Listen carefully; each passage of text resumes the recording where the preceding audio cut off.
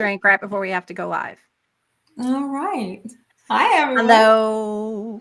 Welcome to Fempreneur True Confessions podcast. We're back. We are. Welcome. And it's getting cooler out, so I'm so ecstatic. We still It definitely is have getting air cooler this out, year. and it's So, getting cooler here too in Florida. yes.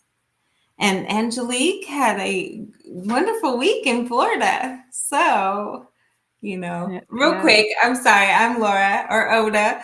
And I own a virtual assistant project management agency that is here to help small businesses get all those pesky little tasks behind the scenes done so that you can enjoy your business the way that you really want to. That's what we do at Oda. Cool. And I'm Angelique with Lady Power Solutions, and we help female entrepreneurs who are on fire, lighting up the world with their passion and drive, not much unlike our guest today. Um, and we help them achieve their mission in the most authentic way possible. Laura and I do really similar things. We And what's do. cool is like we business besties, Mm-hmm. like we talk every day. We do. Through all the things. And it's like sometimes about work, Right. right? Not always. We were talking to a client this morning. We were talking all about all the things, like for like 10 minutes birthdays, birthday cake, bakeries. It was fun.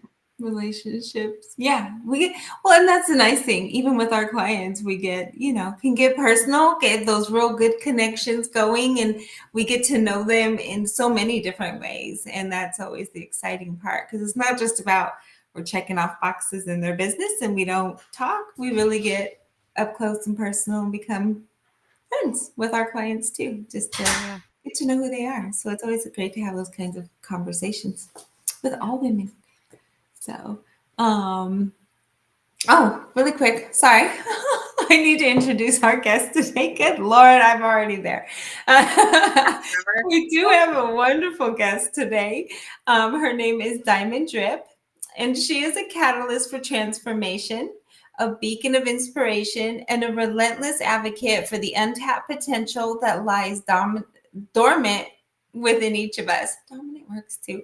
With her unparalleled expertise, infectious energy, and unwavering commitment to authenticity, Diamond doesn't speak or deliver a talk. She sparks revolutions within the hearts and minds of her audience, leaving them forever changed and empowered to live a life of purpose and passion. Yeah. I was watching you on Facebook the other day, and I had caught you, and I think it was one of the lives that you had done or something, and I was watching. I was like, gosh, she's got so much energy. I'd love to be that young again. Beautiful. Well, welcome, Diamond. Thank you. I'm so happy to be here with you ladies and our listeners today. It's very cool. And I love your background. Thank Mhm. you. Gotta love our mushrooms, our favorite fungi friends. Yes.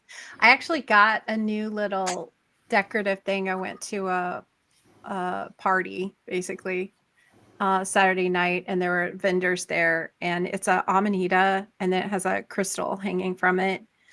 So I have it hanging Nice. next to my kitchen window over there, and I love it's that. just adorable.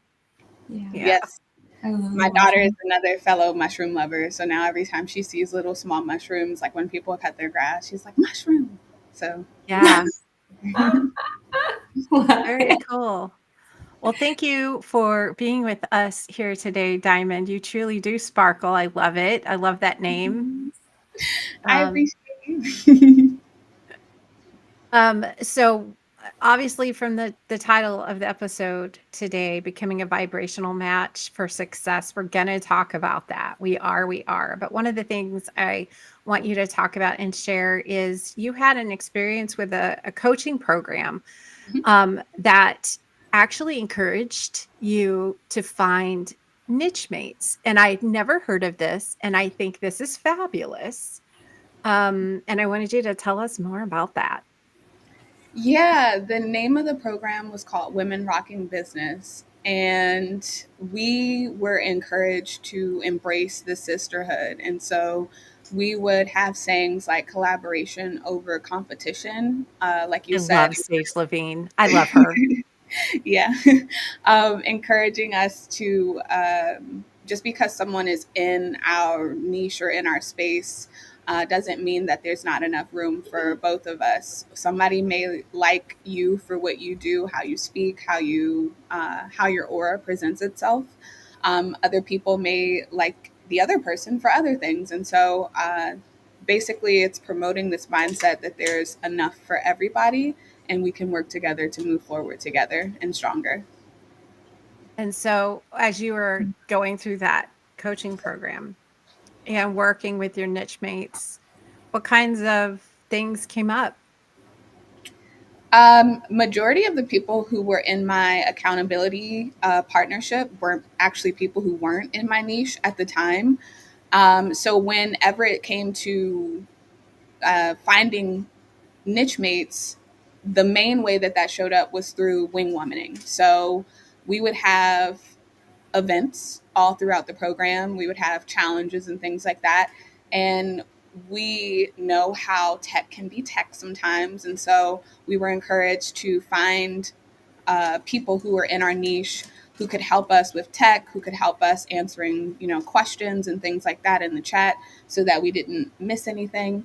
And it was really cool. I was always used to doing that kind of stuff by myself. So the times where I actually did lean into getting a niche made and making sure that I actually asked for her help, um, Mm. it was it was a really good partnership. And you came away like feeling good about that, right? Yeah, yeah. Because Yeah, I and think that, most of the times, we would learn something from each other. So when I would help, whoever else, it'd be like, oh, yeah, I do kind of talk about that, but I don't really dive deep into it like you do. So I saw that people found that really helpful. And so you learn things about your audience as well. Absolutely. We love that. It's kind of like the normalizing, like, and you said when you did ask for help, like it's always a difficult thing. We go like, I've got this and I don't need to ask for help and stuff. And realizing that once you finally do that, there's such a relief in that. So being able to, be okay and be in a safe space to be able to be like, I really need help and I don't know what I'm doing with this. Can you please, and having someone being so willing to step up and do that, that one doesn't make you feel, I don't know, the lack of a better word, slow about stuff. Or for me, like Yeah. I just feel right. special, Less like than, less than. you should. I Yes. watched a movie last night. I thought it was a series, so I was really disappointed when it ended because I thought, oh, I'm going to get another episode. No, I didn't. But it was called The Uglies. Ah, Have you guys heard of Yes, this? on Did you Netflix. see it? Yeah, I did watch it a couple weekends ago. Yeah. It was really interesting, and it brought up uh, lots of current social Hmm. type paradigms, right? But it was about basically not being socially pressured to do stuff and brainwashed and lied to. And I was just like, wow, this is right on.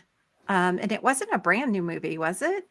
It was. I think it was 2024. Yeah. Okay. All right. Maybe it was. 2023, 2024. Yeah. I don't know. I was just like, when it ended, I'm like, but wait, Yeah. I There's get to see there has to be a sequel to The yeah. Uglies. There Yeah. has to be a sequel. Are you listening, Hollywood? Anyway, Netflix, whatever. Netflix. Yeah. make sure you Um, make that sequel. I'll have to check it out. Yeah. Yeah. yeah, it's really good.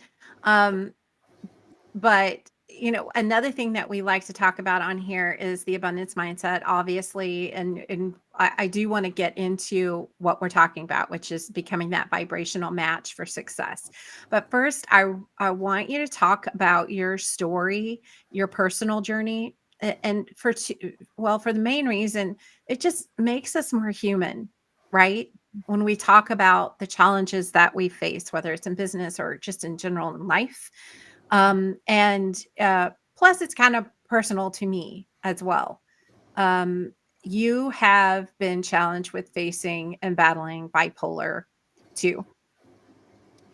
Um, and I would love for you to share a little bit of your journey through that. You went through a clinical trial of some kind? Hmm. Yeah. So I was diagnosed with bipolar 2 when I was 14. And that was not something that I easily or readily accepted. I always make this joke that I was in denial for like 10 years before I actually accepted my diagnosis, because a lot of the times, especially as a, I don't, one, I don't think that there was as much information about the difference between bipolar 1 and 2 back then as there is now. So For anytime, our listeners who don't know the difference. yeah. So bipolar 1, these are people who have those really high, like manic highs where they're doing things that seem out of character. They might be spending money that they don't have. And they will kind of elevate into that manic state, and then they'll come down and have, like, baseline or a little bit of a low, but they spend a lot of their uh, practitioners worry more about their manic episodes because they're more likely to do things that could possibly harm themselves or leave them with lifelong repercussions. And so bipolar 2 is actually the opposite, where the lows are really low. So we will experience a little bit of baseline, or what's called hypomania, where you kind of come out of the depression for a little bit. You feel like you might be on top of the world. A lot of times, one of the things that I found was really on the nose was it oftentimes felt like that was the only time we had any sort of resemblance to happy. And so there were a lot of times where I would be on like Reddit scrolling through feeds, and people would actually be trying to trigger their hypomania because it was the only time that they felt like they would have Mm. relief from the depression.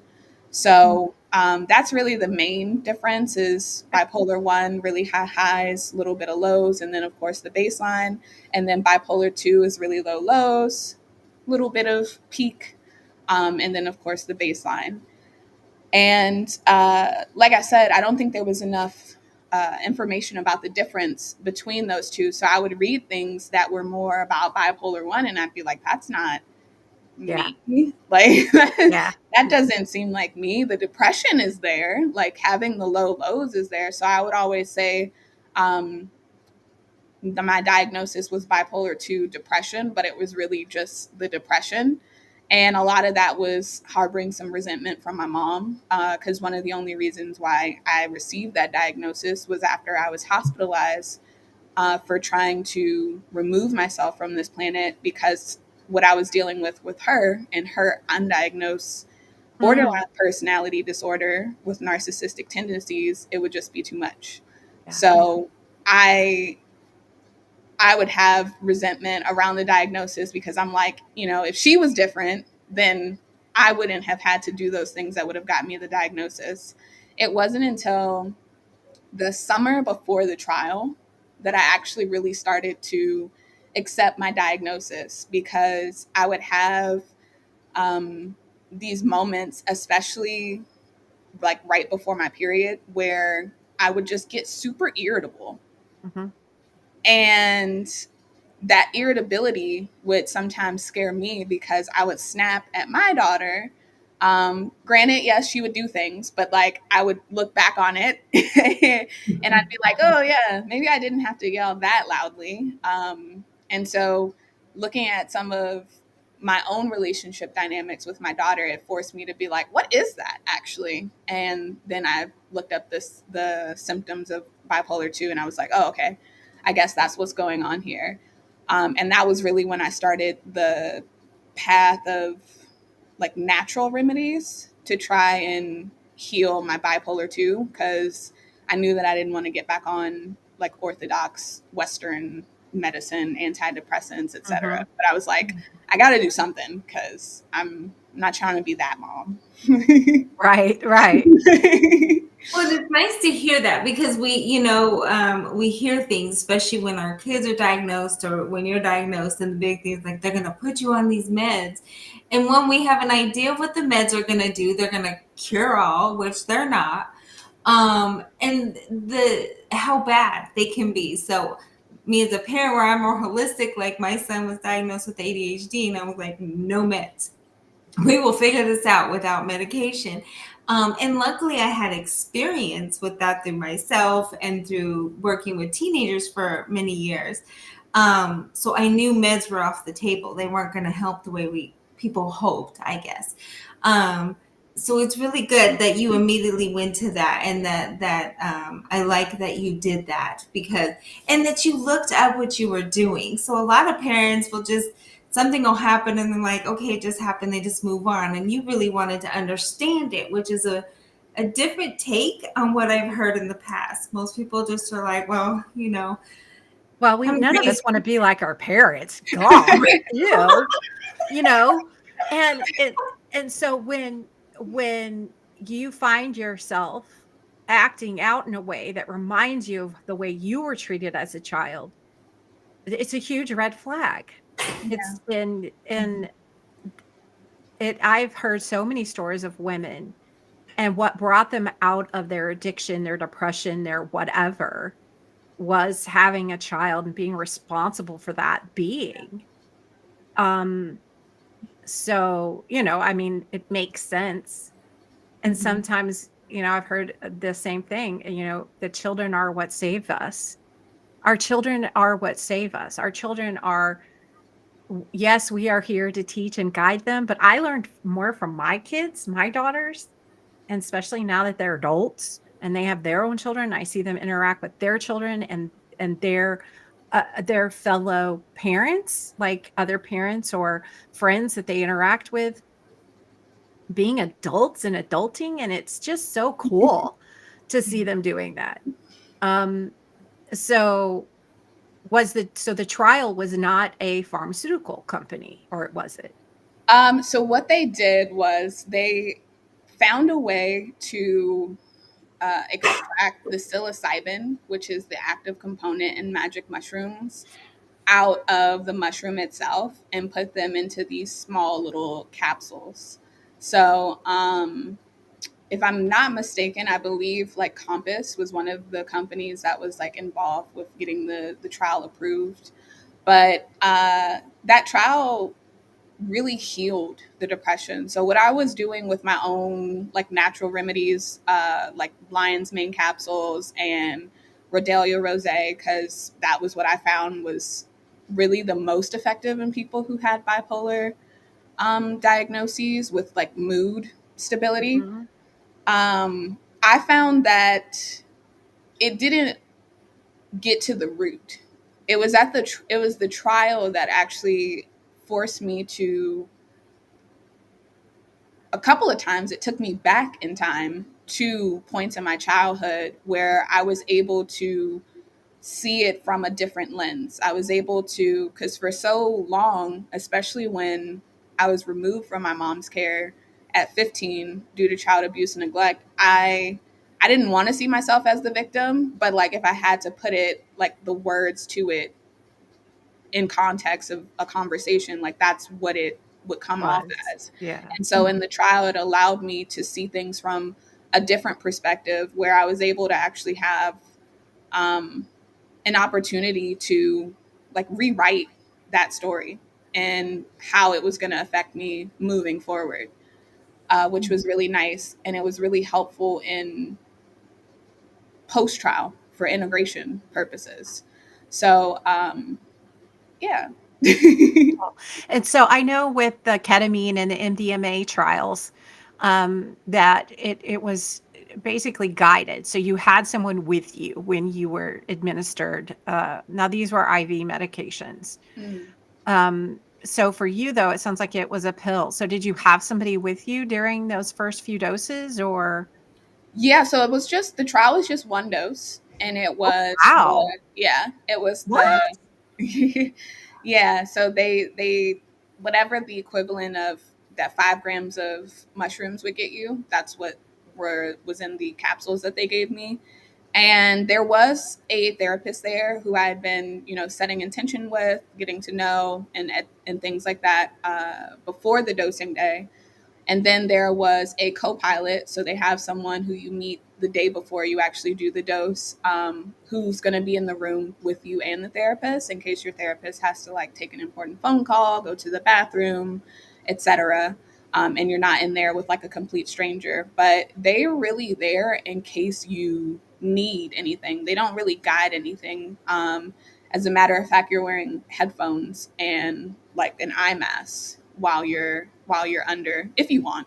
Um, but yeah, they were just kind of there in case I needed somebody to reach out to in case I was having like a really challenging or troubling time and I just needed some comfort in that moment. Wow. Yeah. I know it. Definitely different from at least And my so, how generation. long did it take effect? Was it like an all day thing? Yeah, so legally I had to be there for 8 hours. Typical mushroom trips are anywhere from 4 to 6 hours, so they make it eight, just so they can have you answer some post Hmm. experience questionnaires and things like that and make sure that you're back, here on the 3D plane before they send you on your way. Yeah.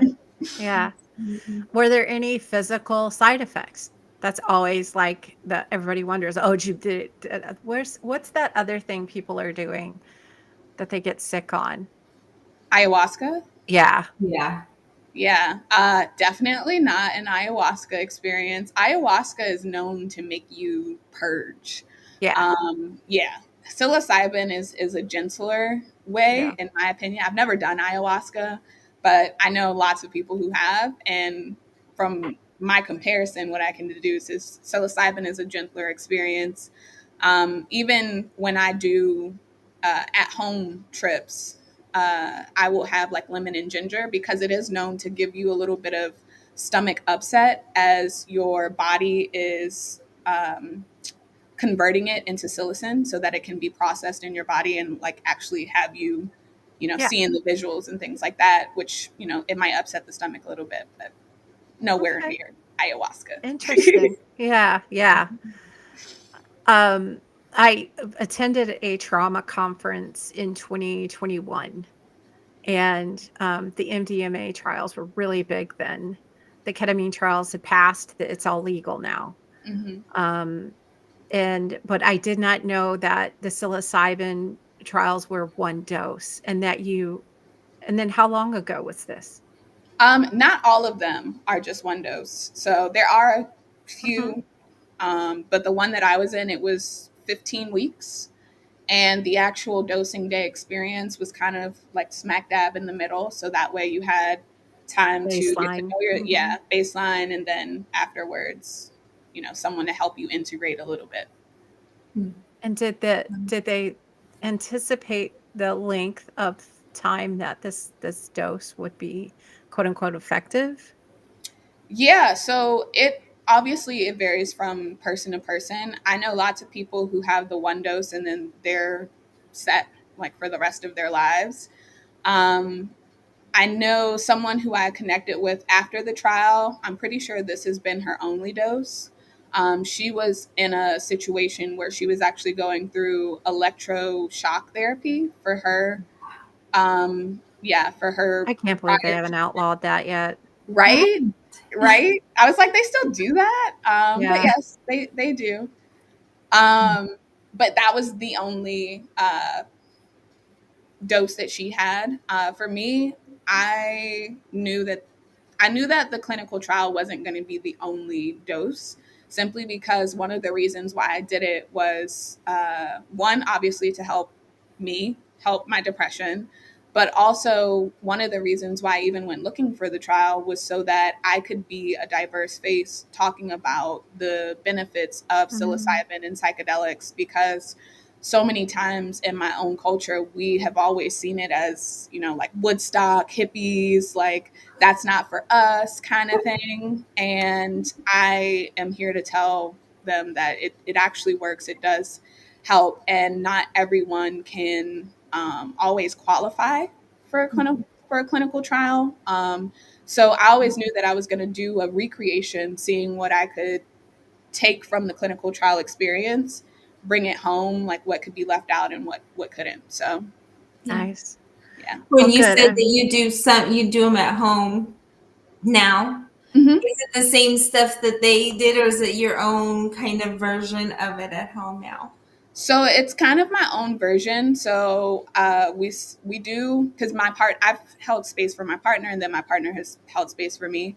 So we'll do like 5 grams in a tea form, because I tried making capsules, and 5 grams of mushrooms does not fit into 5 teeny tiny capsules when you don't have the equipment to do that. So um, so tea is obviously more effective.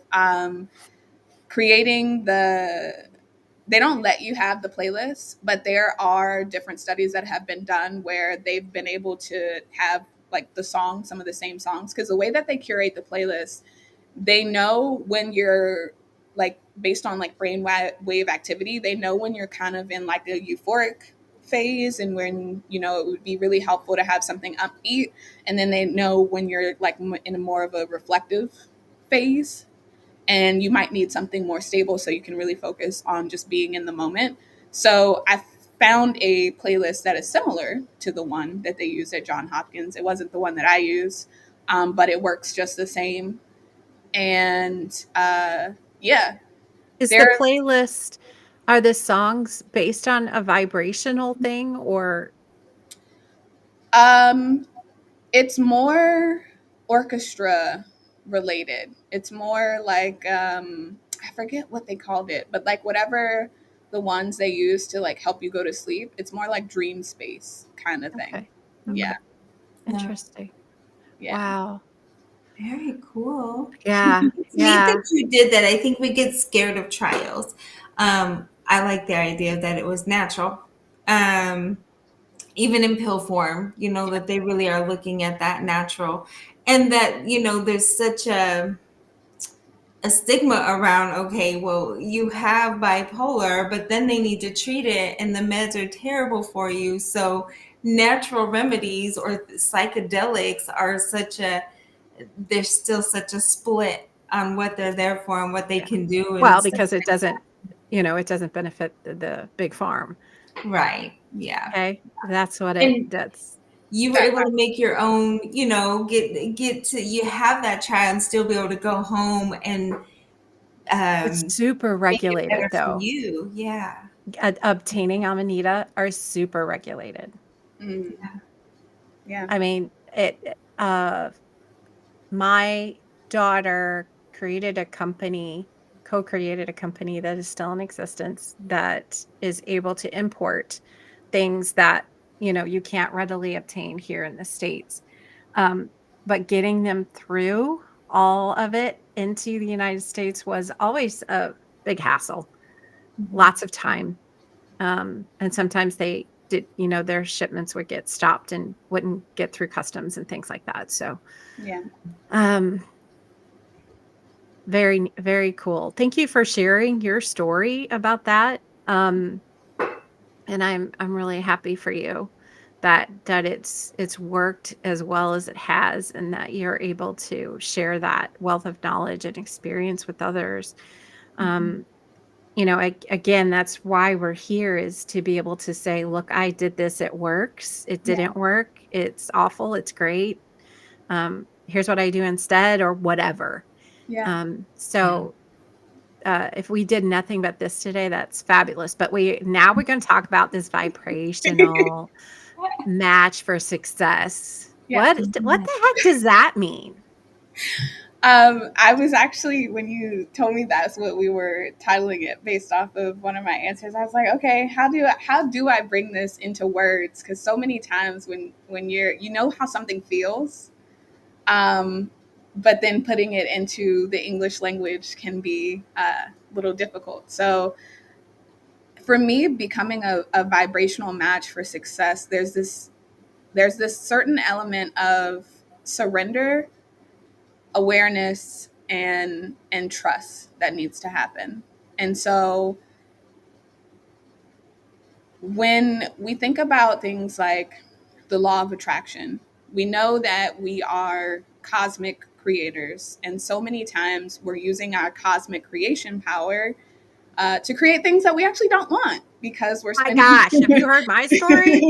Right? Uh,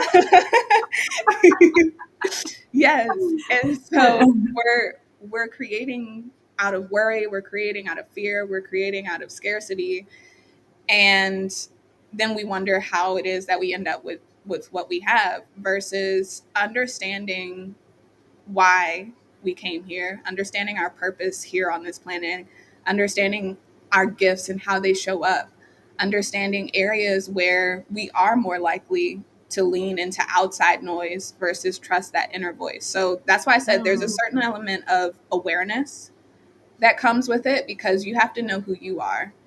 And then you need to know and understand and be aware of what it is that you actually want. So many points in my journey, I had to redefine what success looked like for me because I was basing it on outside noise. I was basing it on society or culture's definition of success. And I'm like, I don't actually even want all of those things. Like, how do I define that for myself? And then with that awareness, you're putting your desires out into the world. Some I don't do it as much anymore because I timed my last one because my daughter wanted to do a new moon cycle, and they're like 2 hours long when we do our ceremonies. Like it's a full blown. And then the full moon one, we have a little mini fire, so sometimes that can take longer because you got to write a list and burn a list and write another one, place the energy, burn it again. So we don't always do it every month, but even in that example, like making your desires and your wants known, making sure that you're putting why you are wanting these things because that helps you get into the feeling of it, and then letting go. That's that surrender piece. Um, so many times we write down something that we want and we get so attached to the outcome that we're not connected to the experience. So when you're able to say, okay, I'm releasing this for something better, something, this exactly like whatever it is, and just being open to what the universe is going to provide for you. Like that to me, all of that encompasses being a vibrational match for success because you have to be aware, you have to make it known, but then you have to be open to the fact that the universe delivers in many different ways and it may not always look like exactly what you want it to, and to just Better. have trust and be grateful in the process and just know that it's coming, which is not always easy, which is Right. why Do you which is have why an experience or an example in your own life where that you can make that tangible and a good example for us? yeah. So let me think of one. Most of the ones that I can think of are bad examples where No, I I listened to the noise instead of yeah. Yeah.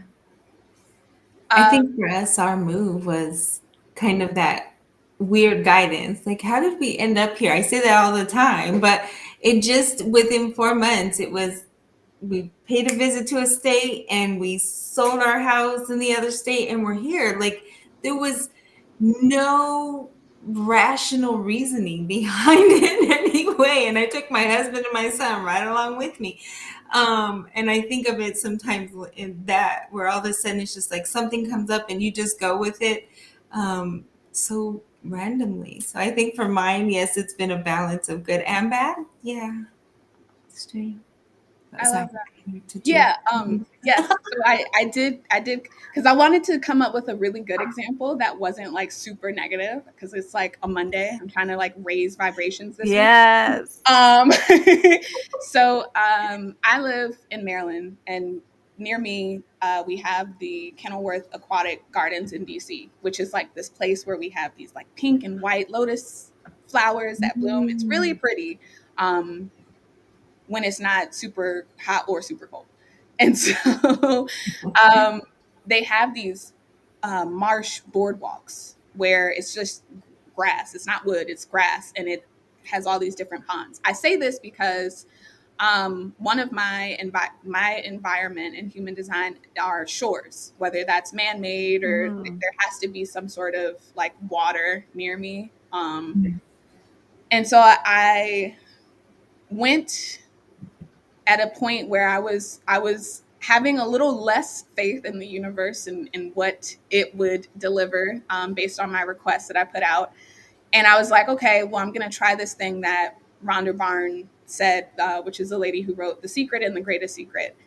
And she basically said that, if you focus your thoughts for like 17 seconds, it's the equivalent of like months or years. I forget what the breakdown was. If you do it for 30 seconds, it's this amount of time, but just Mhm. having purely focused thought.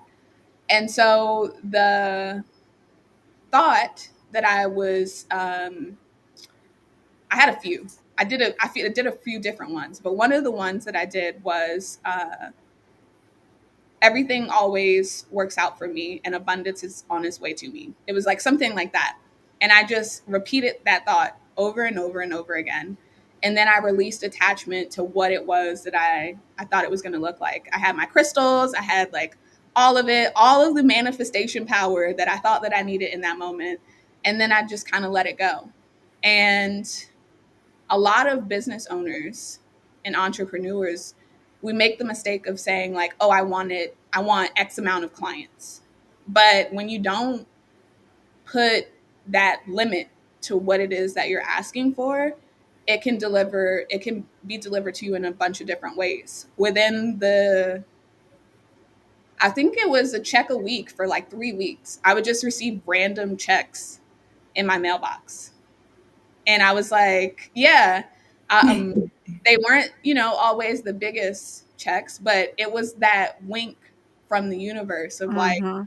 if you just trust that it's coming, if you release attachment to what it is that you put out there, I Mhm. will show you the different ways that this can show up for you. Mhm. So, yeah. I think I It read The was Secret for the first time in like 21 or 22. And I I mean, I took it and ran with it. Now, before that, I had made a vision board and I did not know what I was doing, but I followed the instructions. Okay. I knew the assignment. I just didn't understand that you need parameters. Yeah. yeah, And all hell broke loose in my life. Was it all for the better? Yes. Was it extremely painful? Yes. yeah. Um, and but it and like all of it came up, man. And I was like, whoa, looking back while I was Mhm. going through it, I'm like, what the hell? But Right. How the fuck did we get here? but one of the things that stood out the most to me was she talks about, how manifesting is not about this is what I want, give it to me, Mhm. right? It's not Right. about just saying, I'm going to be rich, I'm going to be rich, I'm going to be rich, and tomorrow we're rich. Right. You most likely are going to be rich tomorrow, but did you specify in what? Mhm. Okay. So, but the other thing was that you have to act as if. So, this Mhm. thing that you want, if you aren't acting as if, then do you have any faith in it? I Mhm. started acting as if and actually making plans and buying things and creating timelines, and things came to pass. Mhm. And I was like, whoa, this is really cool. Yeah. This is really cool. Um, I, long story short, I needed a new car. I knew exactly what kind of car I wanted, but it was based on cubic feet on the interior because I wanted to camp out of my car. So I needed as much space as possible, but I didn't want a gas hog. But I needed space, but I didn't want a gas hog. So I put it out there what I needed. And I was complaining the whole time that it was taking so long for the insurance company to give me my check, right? So I can go out and get this car. Well, that's because the car the universe had for me, the person selling it hadn't quite gotten around to doing it yet. And the day before I got that check, that car went on Facebook Marketplace. And I wasn't on Facebook Marketplace looking for a car, Right. but my sister was. And she goes, what about this? And I never looked at another car. That was my car. It was in my favorite color. It was bigger than I wanted. Without a gas It person. was exactly how much I had to spend, including the fact that it needed new tires and a new hood. I mean, it just was so perfect for Mhm, me. And it happened so quickly and easily that I questioned it. And I mhm. was like, this feels too easy. And my sister's like, but this is what you wanted, but it feels too easy. Something's got to be wrong with this car. I Yeah. spent money. I did a Carfax check on it. Nothing wrong with it. I'm like, okay. Yeah. And it was Mhm. a valuable lesson. And then a coach that I work with said to me, the car was not about what you thought it was. Right. You needed a new car because you are traveling through life differently now. Mhm. So you needed a different vehicle. And I was like, whoa. When the thought is that you put the picture in your head, and we do vision boards, and you have a picture, but then it's letting go that it's going to be that exactly, and it will come out similar, but usually a whole lot better than what you could have ever actually imagined had you been stuck on the very, very specificities of it. And that kind of thing. So I think it always goes back to do you have faith, and not in a religious sense, but just the idea that it's going to get taken care of. My favorite phrase in the world is, I'm like, no worries, it'll be okay. It always works out. And my husband always gives me this side eye. He's like, you always want to say that. He goes, I know you worry. And I'm like, yeah, but it'll work out. And it's true. Until I got older, things really did just tend to work out. I don't ever know how. And I feel very divinely guided, because there are times in life where I'm like, how did I get there? No clue. I don't know the path. I don't even remember at this point, but it really is those things. And then when raising my son, or when moving and doing things, and I took more control over stuff, things Mm. got so difficult Yeah. and Yeah. so much Isn't crazier. that the truth? Yeah. Like when we try to control stuff, and it was Mhm. the car lesson. I call it the car lesson because it was a valuable lesson, because now I'm Mhm. applying it to other areas of my life that I need to release control of and not have not be attached to the outcomes on big things. And it's allowed me to just, there's such peace in it now, to Mhm. just let it go, Yeah. and like you said, release it, and not attach ourselves to the outcome or the timing. Yeah. That thing where I'm That's not a the very hard patient part. person. That's that control freak in me, where I'm like, It's oh, okay, hard. well, I put it out there, but I'm Okay, gonna where is it? try to control this in Right. some form or fashion. And I'm always smacked in the face, like, if you control is my biggest issue. We've made that very clear with my coach, and everything else. It's like the more I try to hold on to any type of control about the outcome of anything, it goes wrong. It just Yeah. always does. And then I'm Yeah. always like, why? Ugh, I already knew this. Mhm. Yeah, letting Mhm. go of control is really hard because we're like conditioned to, we're literally conditioned, like, go out there and make it happen. Yep. Yeah. I have a coffee mug that says that. Make it happen. Yeah. It's like, It needs no, to say, let it happen. right? Let it Yeah. happen. Well, and the big thing is you're praised for being that problem solver, that critical thinker. You're the one that everybody comes to solve the problem. And the reason I was so good at it is because those were things coming to my head as I was hearing what they were doing, or what was their problem. And I'm like, oh, well, you could do this and this and this and this and this. Those weren't that was life lessons in it, but those were also just things just popping in my head. That was never my voice. That was somebody behind me going, from beyond, tell them this. And and you don't think about it till later, when I came back into my spirituality, where I was like, oh yeah, you guys have been talking through me for years, because I am, yes, I'm a problem solver, I'm a critical thinker and things like that. But I'm not what I used to be when it comes to details and to wanting to solve the problems, or always being the one to jump in to have all the answers. That's who I was. So I was this, okay, if you're going to always insist on jumping in, we're going to give you the things to say. Because if not, you'll be leading people down all kinds of different roads. So yeah, I love it that Awesome. you. Mm, beautiful. So, Diamond, if there was one piece of advice that you would give your younger self at any point, Not that at you're so any old, stage, but what would it be? Mm, I would likely say that just listen to the voice, listen to the feeling inside of you. I would, as simply put, I would put it that way because somewhere along the way, we learn to listen to our minds, listen to our families, listen to our friends, listen to society over that voice that's inside of us. And that is my biggest challenge right now is learning how to let go of the outside noise and get back to doing the thing that I was already trying to do, but it was beaten out of me, like Mm, to listen to outside noise. There are yeah. so many opportunities where if I would just listen to the feeling, listen to my intuition, um, I would be better served. But I let my and mind, yeah, yes, and we that's a perfect word for it. We are better served when we listen to the inner voice, the intuition, the knowing, whatever you want to call it. Glennon Doyle calls it the knowing. God is a woman, and in her world, and she listens to that knowing, and it never steers her wrong.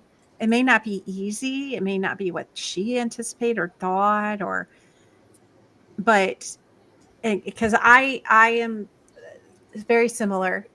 Spent years having that inner voice literally beaten out of me, um, and getting where I didn't trust her, and healing from that, forgiving myself for that, and allowing her to be the my rudder, my Mm, guide. And it's been really rewarding. yeah. yeah, So I love that. I think Mhm. that's perfect advice because especially when we're young, we think everybody else knows better. And some of them do, don't get me wrong. Um, I think that might be changing. The look on your face, Diamond, was classic because I think this generation coming in is realizing that their parents are winging it. They really are just winging it. And there's a reality there. You know, my mom, we were in foster care. She went crazy and we were put up, you know, and or put away. We were sent to foster care and things that happened there were different. But I think that's where it all kind of comes from. Yeah, our parents are winging it.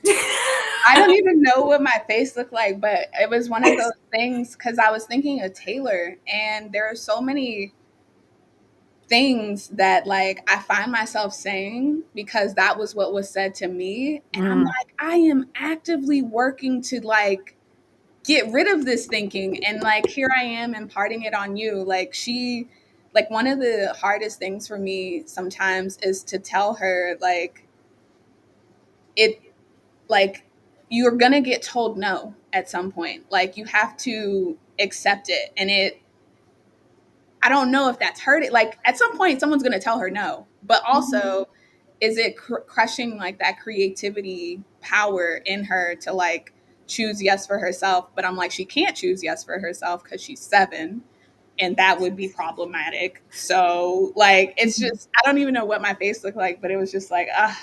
And this is why, like, as much as, people say, like, these are the years, these are like, this, enjoy this time. I'm like, I don't know. I feel like I could really get through to her with like what I want, like what's important and Mhm. the distinctions and all of that when she's older. But it's like, we got to get there. So I don't even, yeah. Yeah. Well, society's gonna, pick at that her whole life. So having it more at home where this is your safe place to make those choices. Now boundaries are always a good thing. I know we've gone from one extreme to the other. And I am a firm believer in teaching boundaries. No is a word that is necessary to know. Um, but it can be overused or it can be used in such a scary way, or that kind of thing, depending on what family and stuff. So but I do think watching my son, who rolls his eyes at me regularly. And I'm an old school person. So when he would do stuff as he was a kid, I'd be like, go ahead and disrespect me one more time. Right. Like Yeah. when I was your age, if I did that, I'd be black and blue. And there was a reality to that. So he knew the threat. He knew the respect level. He knew when there was a line, and when he may step over it once, but that second attempt was going to land him somewhere else. And so there was just, I think those boundaries are absolutely necessary, because if we don't show them that, they won't learn to set them. But again, it's that we keep going from these extremes, from one jump to the extreme side, and this Yeah. middle section is where all of that kind of comes together. I think it's getting there. Yeah. So it wasn't just the look that you gave, but I enjoy the fact that the younger generation is pushing back a bit against some of the things that we did go through, because it's then we're re-traumatized or doing things that our kids don't need to have to deal with. Yeah. Yeah. Yeah, I think it's really important that kids know that we are winging it. I told my kids that. I apologize to them on the regular. Guess what? I screwed up. I probably shouldn't have done or said that thing, or I think I want to change the way we're doing the reward system, whatever. Yeah. Mhm. Yeah. I think the most valuable thing I taught them was to question everything, Mm. Yeah. even me. Yeah. And it hurts when they do. Yeah. Okay. Mhm. When they throw that back at, well, that's how you taught me to do it. It doesn't tickle. But in the same Right. time, it made me proud, because I'm like, Yeah. even though I'm the one, they wouldn't tolerate my bad behavior Mhm. that I didn't even see That's the was bad harder mirror behavior. as a parent. Like, what you mean? Yeah. It's my house, it's Yeah. my rules, it's this way. How am I the one behaving bad? And then there's that recognition of, oh God. Mm, Yeah. okay, I'm just gonna walk away Yeah. right now. Just because there's two things happening. One, I'm still upset with you, but I gotta figure out a better way of dealing with this, because that mirror is a horrible thing sometimes. It's There's wonderful. It's absolutely wonderful, but it and is. necessary. But As I've gotten older, there are so many things that I remember my mother saying, and now I say it, or I feel it or experience it, or what have you. And Yeah. I think that there is wisdom that comes with age, having lived experience. And I finished a book a couple of months ago called What We Know So Far, and it's called Wisdom Among Women. And it's all these little mini essays by women that are in their 50s, 60s, and beyond. Like, there's one woman in here who was in her 80s at the time that this was written. This was written back in the 90s. But there was so much value in this book. And some of it I was like, hell yes, amen. And then some of it was like, whoa, she's right. Um, and that's a trick I used to play on myself when I was younger, was what would my future self do in the situation, react, say, feel, whatever. I don't know where I learned that trick, it's but great. I would do that. And it just gave me more confidence most of the time. It just made me uh, approach it in a way that was wise beyond my years, kind of thing. Yeah. Um, but I think we can gain so much from other women who have already been through it, who've already been through the shit. Mhm. Um, and we can also, there are so many young people your age, my kids' age, and they're in their 30s, but even younger than that, that I see now. And I admire them so much because they're getting it way sooner than I did. Mhm. And it's encouraging to see it. People like you, and we had another guest on not too long ago, Rain. Mhm. Um, and they're getting it way sooner, and they're ahead of the curve, and it just it's encouraging to see the younger generations. It Yeah. is. They are really like making change. Like I don't regularly watch the news, but one of the headlines they were talking about how Gen Z is like making salary conversations like normal. Like they're like, this Good. is this is what I'm getting paid, how much are you getting paid? And like, if it's a discrepancy there, really getting to the bottom of why. Even the fact that Yes. there are so many like zero alcohol beverages out there right now. And I'm Yeah. like, who is this for? And it's like, oh, it's for Gen Z. I'm like, wow, okay. Yeah, because we're finally realizing it's poison. I say we, but yes. Yes. The Okay. conscious cocktails, is that what it's called? That's one of them. But even like Heineken, I still don't understand the Heineken Zero. I'm like, the only reason to drink beer is to get a buzz. Like, beer is Yeah. gross. Yep. Gross. Yeah. My husband does the same thing where it's like it's non-alcoholic, and what's the point? It's disgusting. It's It's absolutely like malty. it's gross. Yeah, that's so funny because it's like it's not even like a sweet fruity drink or something. Like at least let it have some Yeah. better flavor. Because it's, I think people, again, it's that spiritual awakening and that understanding that it's a numbing effect that people are looking for. Yeah. But what if we were not numbing? Like, we won't die, it's uncomfortable. Yeah. Um, Yeah, so yeah, lots of cool stuff.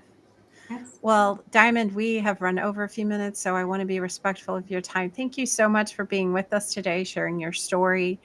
I'm sure that there are going to be plenty of women out there that this will resonate with and help. So, but we can't if we don't share our story, if we don't say our stories out loud and share them and get them out in the world. So we will uh, drop all the links to all your socials and everything. And I'm going to rush through this part just a little bit, but there's a freebie on Diamond's website. You can pull your free human design chart. You guys, if you haven't done this yet, I actually just ran across my daughter's birth certificates and wrote down the time of birth so I could send it to them, because Yeah. I have not yet found my birth time because it was not on my birth certificate. It wasn't recorded. It's just not something they did. Now I know my mother knew my birth time and she was into astrology, and I know it's out there somewhere. I just got to find it. But Right. this is an awesome value, and definitely pull this, go out there. We'll drop the link for her website. Um, so the human design chart, so that you can understand your unique energetic blueprint and start Yeah. aligning your true authenticity and not who you were conditioned to be. And so Yeah. powerful. And one of the things we like to do is have the current guest introduce the next guest. So we're going to have Diamond, take it away.